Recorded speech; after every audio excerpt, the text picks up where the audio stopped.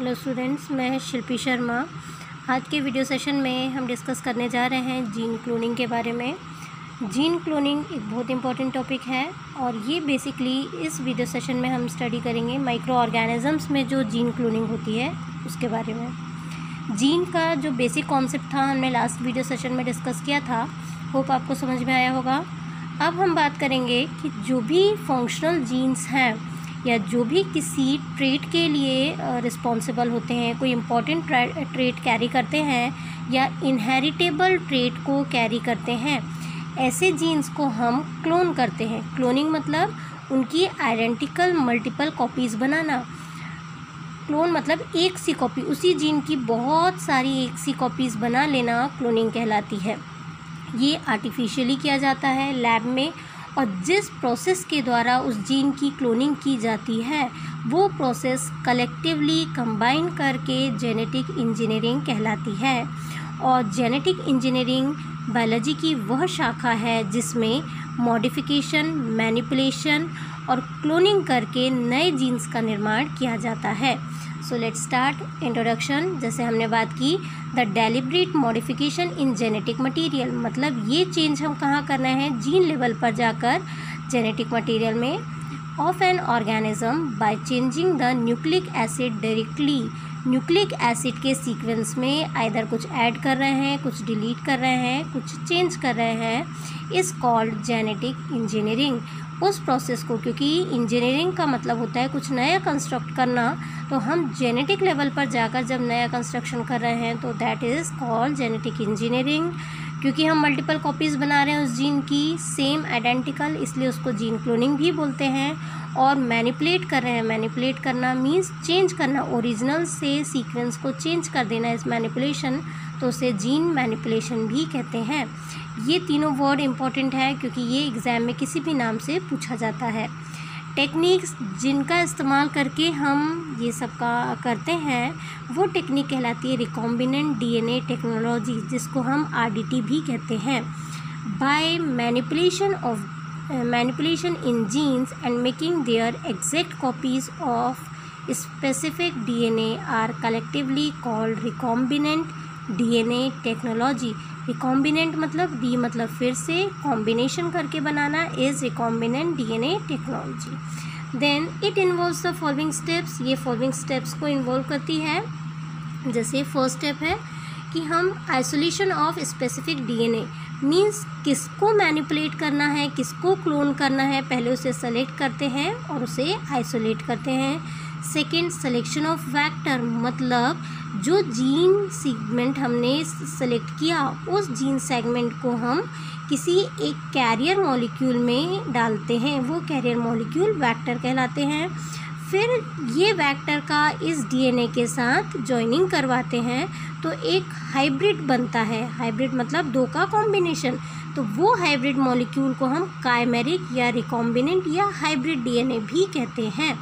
जब hybrid DNA बन जाता है फिर उस हाइब्रिड डीएनए की क्लोनिंग करते हैं और इस तरीके से ये प्रोसेस कंप्लीट होती है। अब हम वन बाय वन स्टेप को देखते हैं। फर्स्ट स्टेप में हमने कहा कि this is the isolation of specific DNA.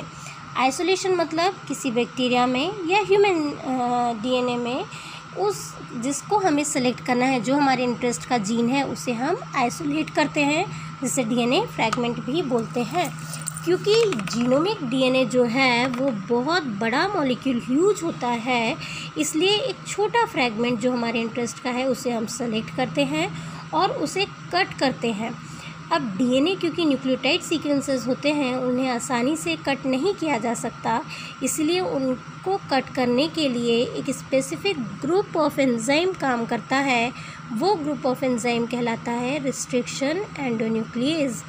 Restriction because they are restricted towards their action. Endo means अंदर और न्यूक्लिएजेज मीन्स न्यूक्लियस या न्यूक्लिक एसिड पर एक्ट करने वाले। तो ऐसे एंजाइम्स जो अंदर की तरफ से डीएनए या आरएनए सेगमेंट को कट करते हैं वो एंडोन्यूक्लियस कहलाते हैं, और रिस्ट्रिक्टेड एक्शन है इसलिए रिस्ट्रिक्शन कहलाते हैं। अब थोड़ा सा हम रिस्ट्रिक्शन एंडोन्यूक्लियस के बारे में पढ़ेंगे। They are originally present in bacteria, bacteria में प्रेजेंट होते हैं। And restrict the growth of bacteriophages, hence इनको रिस्ट्रिक्शन एंडोन्यूक्लियस कहते हैं। इनका नोमेनक्लेचर जो है वो बहुत ही स्पेसिफिक तरीके से होता है। जैसे इनका जो एग्जाम्पल अगर हम देखें, this is the Eco R1। Eco word जो है, E is taken out from Escherichia and CO word is taken out from coli. So it is Escherichia coli जो ऑर्गेनिज्म है उससे लिया गया है इको। फर्स्ट वर्ड जो है वो जीनस से लिया गया है और बाद के दो वर्ड जो हैं वो स्पीशीज़ के नेम से लिए गए हैं, R1, ठीक है। Next is Bam HI, B is for Bacillus और AM जो लिया गया है अमाइलो लिक्विफेशन से लिया गया है।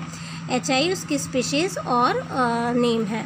Next one is Hind 3, H लिया गया है हीमोफिलस से और I and D लिया गया है इन्फ्लुएंजी से। So it is the strain. Then Sal 1 is Streptomyces albus, albus से AL लिया गया है एंड 1। सो इस तरीके से जो इनका नोमेनक्लेचर है रिस्ट्रिक्शन एंडोन्यूक्लियस का, वो फर्स्ट लेटर जो है कैपिटल होता है, नेक्स्ट के दो लेटर्स स्मॉल लेटर्स होते हैं क्योंकि ये जीनस से लिया गया है और ये दो स्पीशीज़ से लिए जाते हैं। इनकी स्पेसिफिक प्रॉपर्टी ये होती है कि ये किसी पर्टिकुलर सेगमेंट को कट करने में माहिर होते हैं और क्योंकि ये एंजाइम्स हैं तो ये अपने एक्शन के लिए बहुत स्पेसिफिक होते हैं। मतलब जिस पर्टिकुलर सीक्वेंस को कट करेंगे केवल और केवल उसी को कट करते हैं। फॉर एग्ज़ाम्पल हम देखें अगर, तो they specifically recognize a short sequences, 4 to 7 base pair के सीक्वेंसेस को ही जनरली ये रिकॉग्नाइज कर पाते हैं। And it may produce sticky end और कोहेसिव एंड और ब्लंट एंड, ये दो प्रकार के चीज़ें प्रोड्यूस करते हैं। एक को बोलते हैं स्टिकी या कोहेसिव, बोथ आर सेम, और दूसरा ब्लंट एंड। जैसे हम ये सीक्वेंस देख रहे हैं GGATCC, इसके कॉम्प्लीमेंट्री सीक्वेंसेस ये हैं।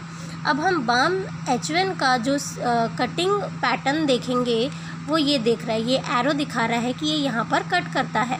सो ये G के पास कट कर रहा है, ये G के पास कट कर रहा है। जनरली जो रिस्ट्रिक्शन एंडोन्यूक्लियस हैं वो पैलिंड्रोमिक साइट को सेलेक्ट करते हैं। पैलिंड्रोमिक मीन्स हम यहाँ से पढ़ें या यहाँ से पढ़ें, they are the same, GGATCC, GGATCC।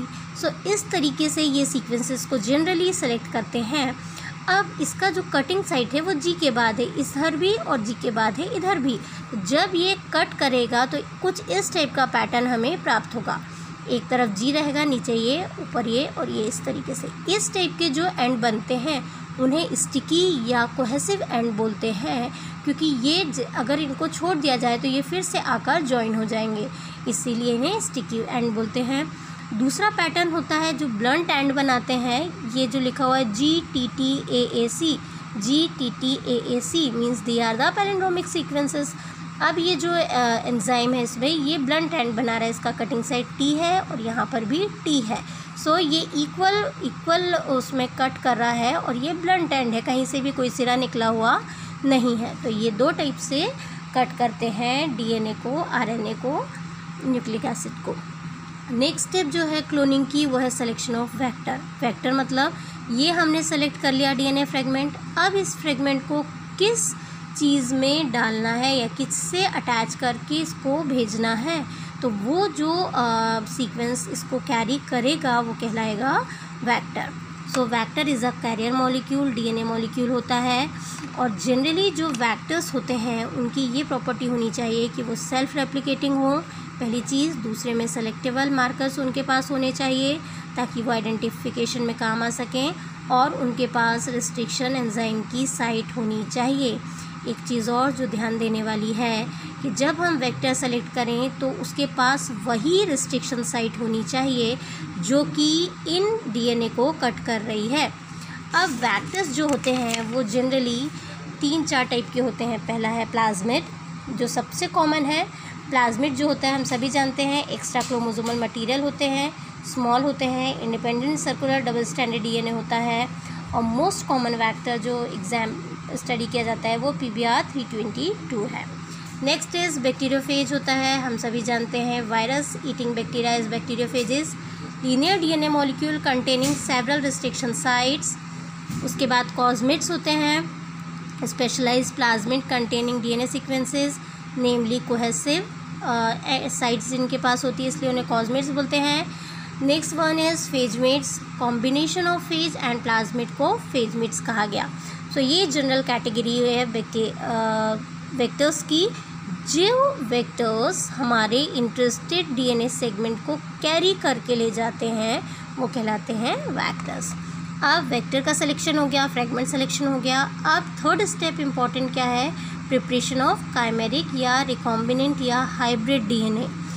So here हम इसको स्टेप में देखेंगे तो जल्दी समझ में आएगा। दो टाइप के एंड्स बनाते हैं रिस्ट्रिक्शन एंजाइम, कोहेसिव एंड्स और ब्लंट एंड। तो हम कोहेसिव एंड वाला देखते हैं, ये प्लाज्मिड डीएनए है जिसको हम क्या बोल रहे हैं, वेक्टर, और दूसरा है ह्यूमन डीएनए। ह्यूमन डीएनए हमने सेम रिस्ट्रिक्शन एंजाइम से इसको ट्रीट कराया, इसने स्टिकी एंड बनाया, और ह्यूमन डीएनए को भी सेम एंजाइम से ट्रीट कराया, इसने भी ये स्टिकी एंड यहाँ पर बनाए। अब इन दोनों की हम एनीलिंग करवाएंगे, जॉइनिंग करवाएंगे, और लाइगेज एंजाइम की मदद से ये दोनों इस तरीके से यहाँ पर रिकॉम्बिनेंट डीएनए का फॉर्मेशन कर लेंगे। ये एंड्स जुड़ जाएंगे।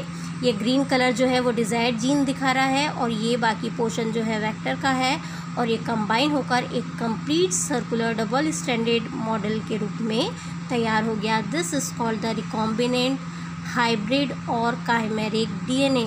नेक्स्ट थिंग, अब ये रिकॉम्बिनेंट डीएनए बन गया, इसे हम क्लोनिंग कैसे करेंगे। तो इसको क्लोन करने के लिए हम रिकॉम्बिनेंट डीएनए को किसी बैक्टीरिया की सेल में इंसर्ट करवाते हैं, और ये प्रोसेस कहलाती है ट्रांसफॉर्मेशन। ये इंसर्शन हुआ, अब क्योंकि ये सेल के अंदर गया, सेल्फ रेप्लिकेटिंग बॉडी है इसलिए ये रेप्लिकेट करेगी और बहुत सारी कॉपीज़ सेल के अंदर बन जाएंगी। फिर बैक्टीरियल सेल को लाइज करेंगे, तोड़ेंगे और प्लाज्मिड को आइसोलेट करेंगे, प्लाज्मिड डीएनए आइसोलेशन जिसे कहते हैं। फिर रिस्ट्रिक्शन एंडोन्यूक्लियस की सहायता से डीएनए फ्रेगमेंट को हम सेपरेट आउट कर लेते हैं। This is the process. इसके अलावा ये एक बेसिक सीक्वेंसेस है जिसमें हमने पढ़ा, सबसे पहले फ्रेगमेंट को सेलेक्ट किया, वेक्टर सेलेक्ट किया, रिकॉम्बिनेंट डीएनए का प्रोडक्शन कराया और उसकी क्लोनिंग कराई। माइक्रो ऑर्गेनिज्म में ये प्रोसेस फॉलो होता है। अब इसके अलावा जो हमें स्टडी करना होता है इसमें वो ये है कि ये जब बैक्टीरियल सेल के अंदर आया ये डीएनए, तब क्योंकि इसमें सेलेक्टेबल मार्कर की साइट हैं तो इसमें एक्सप्रेशन होगा क्लोन जीन्स का, वो एक्सप्रेशन को हम रीड आउट करते हैं।